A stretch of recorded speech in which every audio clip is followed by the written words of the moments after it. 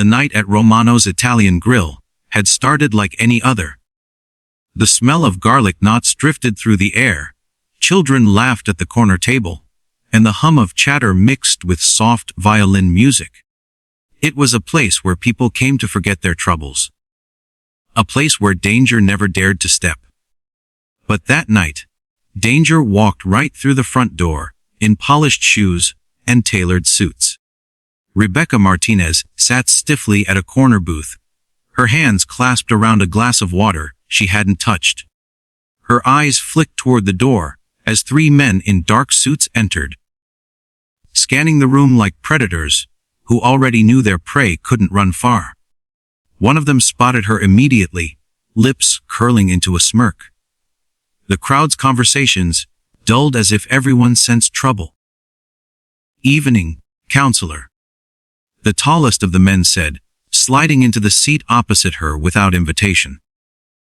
"We warned you about digging where you shouldn't. Now it's time to settle things." Rebecca's heart pounded, but her chin lifted. Threats won't erase the truth. Not this time. The man leaned closer. Then maybe a broken jaw will. His hand darted out to grab her wrist. And that was when a chair scraped from across the room. Ryan Carter, the quiet plumber who had been eating pasta with his 8-year-old daughter Zoe, stood. His face was calm, almost expressionless, but his eyes, steel blue, steady as stone, locked on the suited men, like he had already measured the distance, the angles, the risk. "Let her go," he said, voice even, carrying the weight of command. The man sneered. "Sit down, old man. This doesn't concern you." Ryan didn't sit. He moved. Before anyone could blink, he closed the distance, twisting the man's wrist until a sharp crack echoed. The thug yelped and collapsed against the booth. The second man lunged, throwing a wild punch, but Ryan ducked with fluid precision, driving his elbow into the attacker's ribs. The third reached for a concealed weapon, but Ryan disarmed him with a ruthless flick, sending the gun skittering under a table. 15 seconds. That's all it took. Silence gripped the restaurant, broken only by the clatter of silverware hitting plates. Zoe, unfazed, popped another breadstick into her mouth.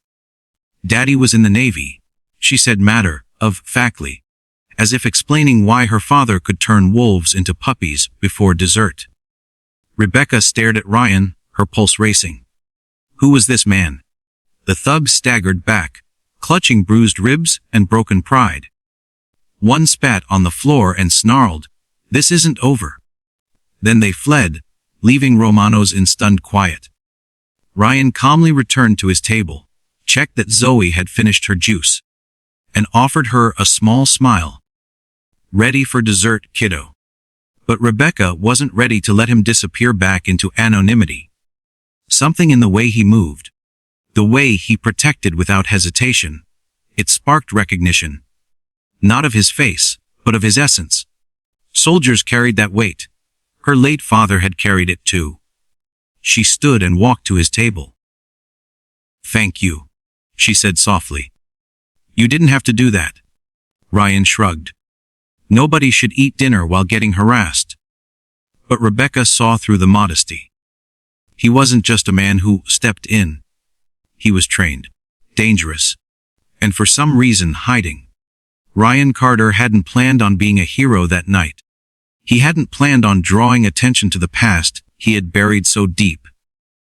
All he had wanted was to take Zoe out for lasagna, laugh at her silly knock jokes, and tuck her into bed with the feeling that her world was safe. Because after losing his wife 3 years ago, Zoe's safety was all that mattered. He had walked away from the Navy SEALs for her. He had traded war zones for water pipes, battlefields for busted boilers.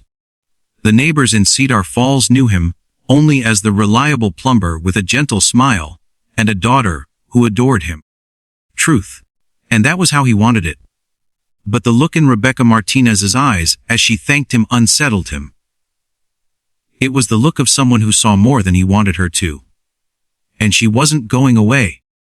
Rebecca was no stranger to threats. As a federal attorney, She had faced cartel affiliates, money launderers, and corrupt executives. But this was different. The case she was working on wasn't just another assignment. It was personal. Her father, Captain Benjamin Rodriguez, had died overseas when faulty body armor failed him in combat.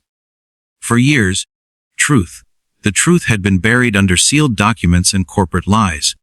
But recently, Rebecca had uncovered evidence tying those failures to Victor Castellanos, a powerful defense contractor who had cut corners for profit. She had prepared for legal battles. She hadn't prepared for men showing up in restaurants to silence her. And now she couldn't stop thinking about Ryan, the man who had saved her without hesitation, who fought like a soldier, but lived like an ordinary dad. The next morning, she found him outside his small house, fixing a leaky garden hose while Zoe chased butterflies in the yard. "You shouldn't have followed me," he said without looking up. "I didn't," Rebecca replied. "I came to thank you again. And to ask, how does a plumber dismantle 3 armed men like he was tying shoelaces?" Ryan finally met her gaze. For a moment, she saw the shadow of the man he used to be. "Old habits," he said. But Rebecca wasn't fooled. "You were special forces, weren't you?" Ryan didn't confirm, but his silence was enough. "I need your help," she whispered. "Truth. And I think you already know why." The days that followed blurred into a storm of tension. Castellanos' men prowled Cedar Falls, their black SUVs circling like sharks. Rebecca's evidence made her a target, and by protecting her, Ryan had painted a target on himself and Zoe. Every instinct in him screamed to run, to pack their bags, disappear, and protect Zoe above all else. But when his daughter looked up at him with wide brown eyes and said, "Heroes help people, even when it's scary, right, Daddy?" he knew he couldn't turn his back. Rebecca wasn't just fighting a case. She was fighting for justice for soldiers like him, for his brothers who hadn't made it home, for the father who had once saved Ryan's life in a dusty battlefield years ago. He owed her more than silence. And so the plumber became the soldier again. They worked in shadows, gathering files, tracing money trails, dodging threats. Ryan's skills kept them one step ahead, his instincts sharper than the mercenaries Castellanos hired. But amidst the chaos, something unexpected grew. In the quiet moments, when Zoe braided Rebecca's hair, when Ryan smiled at Rebecca across candlelight after a narrow escape, walls crumbled. Broken people found pieces of themselves in each other. Ryan had thought his heart had died with his wife. Rebecca had thought hers was locked away forever. But love, stubborn as it is, found them anyway. The final confrontation came in an abandoned warehouse near the docks, where Castellanos had arranged to burn the last evidence. His men surrounded Rebecca, but Ryan was already inside, moving like a ghost, dismantling threats one by one. When Castellanos finally faced him, the contractor's arrogance faltered. "You can't stop this. You're nobody," Castellanos sneered. Ryan's eyes hardened. "I'm a father. That's somebody enough." The fight was brutal, but Ryan's resolve was unbreakable. In the end, Castellanos lay handcuffed, Rebecca's evidence secure, and justice finally within reach. Months later, Castellanos was sentenced, his empire dismantled. Rebecca continued her work, but now, she wasn't alone. At Romano's, the same restaurant where it all began, a familiar scene played out. Zoe slurped spaghetti, Rebecca laughed at her sauce-covered cheeks. And Ryan sat back, watching them with a peace he hadn't felt in years. The plumber, the lawyer, the little girl who believed in heroes. For the first time since tragedy had stolen his wife, Ryan Carter wasn't just surviving, he was living.